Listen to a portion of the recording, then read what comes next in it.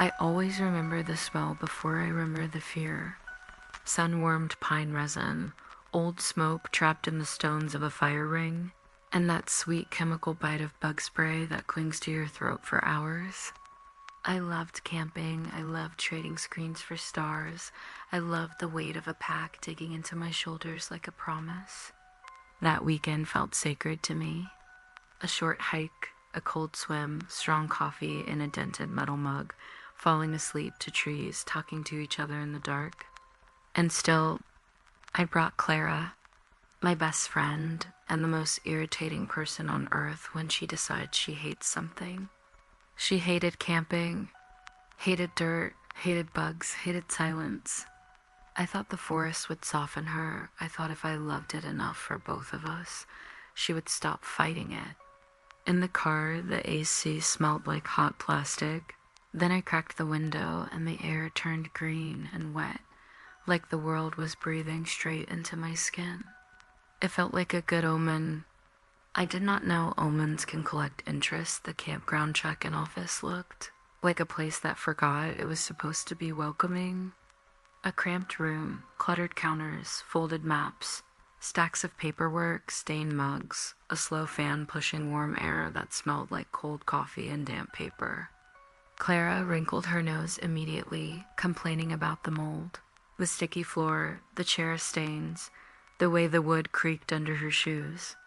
The clerk spoke quietly, too fast, eyes darting like she wanted the conversation to end. She pointed at our section, reminded me to keep food locked up. Animals get bowled out here. Then my eyes caught a crooked bulletin board. One wrinkled notice said, "Do not use the service road after dark." No explanation, no reason. When I looked up, the clerk avoided my gaze. Clara noticed the sign too and got louder, mocking it, turning it into another reason the place was wrong. I laughed it off, but the words stayed lodged in the back of my head like a splinter. Our clearing was beautiful. Low grass, a stone fire circle, and the lake glinting between trunks like black glass. The tent poles felt cold in my fingers. The fabric smelled like dust and canvas, comforting in a way I can never explain to people who hate the outdoors. Clara grabbed one corner like it was contaminated and complained about the texture. Then a single ant on her shoe, then her hair already smelling like smoke. I tied knots, listened to cords snap tight, watched the wind bring lake dampness across my face like an invisible hand. She said her skin was screaming for a hot shower. I teased her, hammered in stakes, felt the vibration rise through my wrist. And past the trees, I saw it. A thin strip of gravel leading to a chain across a narrow road. It caught the last light and flashed like a tiny warning. For a second, I felt that familiar itch, the urge to explore. I ignored it. I still believed the night would be only beautiful when the sun dropped. The cold came fast and clean. The fire popped, sending up that sweet pine smell, the kind that makes your chest feel open. Clara chewed her food and made a face, saying everything tasted like dirt, saying the silence makes your ears invent things. But she talked too loudly, like her voice could hold the dark back. That was when I heard it. A short metallic click from the direction of the service road. I looked and saw only shadow and trunks. Clara kept complaining, then the click came again, followed by a long wooden groan, like something taking weight. Clara stopped mid-sentence, just for a beat, and that silence from her scared me more than the sound. She started talking again, faster, sharper, as if words could erase what we both heard. I pretended not to notice, but my curiosity came back.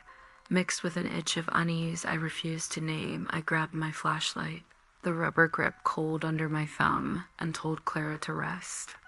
She accepted instantly, relief in her voice, then tossed 3 more complaints at me like stones, ticks, bears, how I was insane to walk alone. I stepped into the dark and the beam sliced through insects and tiny droplets on leaves. My boots hit gravel and the sound climbed up my bones. The air tasted like wet iron, The ground smelled cold and alive. A branch brushed my knee, bark rough through fabric. A sting flared where something bit. The fire behind me faded until it was just a glow. Clara's voice became a muffled blur inside the tent. Then I heard a soft scrape, like fabric rubbing against a tree. I froze. The scrape stopped. I moved. It returned, too calm to be an animal, too close to be wind. I told myself it was imagination. I did not believe myself. The chain was there, but the padlock hung open, swinging slightly as if someone had just touched it. The metal stole heat from my fingers and left rust on my skin. When I aimed the light down, I saw fresh prints in the gravel. Long strides, back and forth. Not wandering, not confused, decided. A strip of plastic ribbon was caught in a branch, fluttering without wind. Deeper in, a low wooden building squatted between trees. Weather-darkened boards, a fallen sign where I could make out the word storage. The door was cracked open, and the smell inside was wrong. Stagnant water and rust, like a room that has been holding its breath for years. Something dripped at steady intervals. Between drips, a dry tap sounded like a nail against metal. I turned quickly and my light hit nothing but thickness, darkness that felt heavy. Then a low laugh slipped out of it, close, intimate, and my back burned as if someone exhaled against my skin. I did not run because I was brave. I ran because my body chose for May, burst back into the clearing, branches clawing at my hair, my footsteps loud, and behind them, other footsteps, matching mine like a cruel game. The tent came into view, and inside it a weak light flickered. Relief hit me for a second. Then I saw the zipper open, and relief turned to ice. The air carried Claire's perfume mixed with smoke and that metallic smell that made my mouth water with panic. I whispered her name, and the light snapped off, like an unseen finger flipped a switch. Her sleeping bag was crumpled, dragged, her pillow on the floor, her phone not where it should be. The silence felt occupied. Then the gravel began to shift slowly around the tent, a lazy circle, and a voice whispered my name, stretching it like it enjoyed the sound. Then whispered Clara's name, soft and sweet in a way that felt rehearsed. The metallic odor grew warmer, closer, as if it was breathing. The tent fabric dimpled inward, a gentle press like someone testing thickness. Then a slow scratch along the seam, like a nail searching for the zipper. I stayed frozen, heart battering my throat, and the worst thought kept rising because it was easier than the alternative.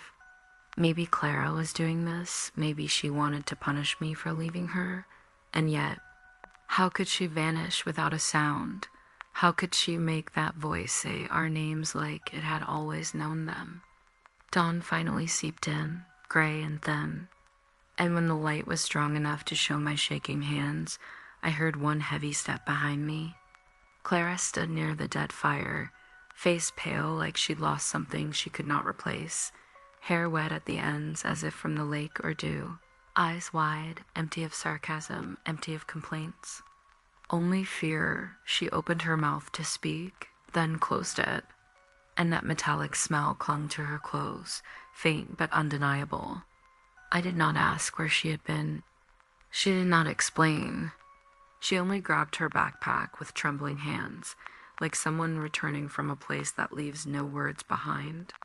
And I have never known if she tried to scare me and went too far, or if something else found her first and brought her back quiet.